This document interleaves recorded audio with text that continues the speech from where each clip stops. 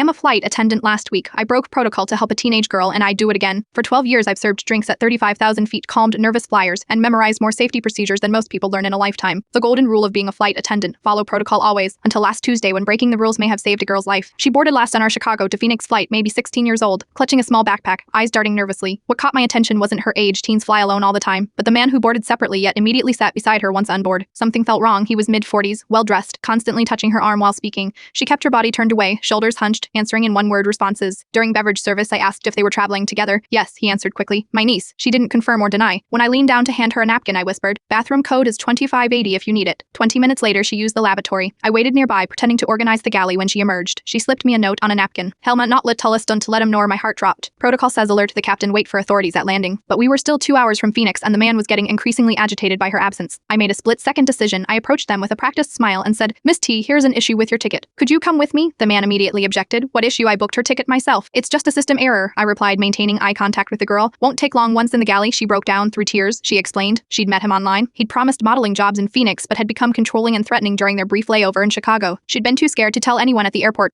Cole says, return her to her seat until landing. Instead, I moved her to the jump seat in our crew area, gave her my phone to text her parents, and had another attendant bring her backpack for a security check. The man became irate, demanding to know where she was. I informed him she was being reseated due to airline policy regarding unaccompanied minors. When he claimed again to be her uncle, I simply replied, "That's interesting because she's just spoken with her actual uncle on the phone." His face changed, a flash of panic before settling into cold anger. I notified the captain, who contacted ground authorities. Police were waiting when we landed. Brought out he was already on a watch list for similar attempts in 2 other states. My supervisor reprimanded me for not following exact protocol. There might be a formal write-up in my file. I don't care. Sometimes the most important safety procedure isn't in any manual. Sometimes it's simply trusting that feeling when something isn't right. I've served over 3,000 flights in my career, but that girl's text to her mother, "I am safe," is the only in-flight service that ever really mattered.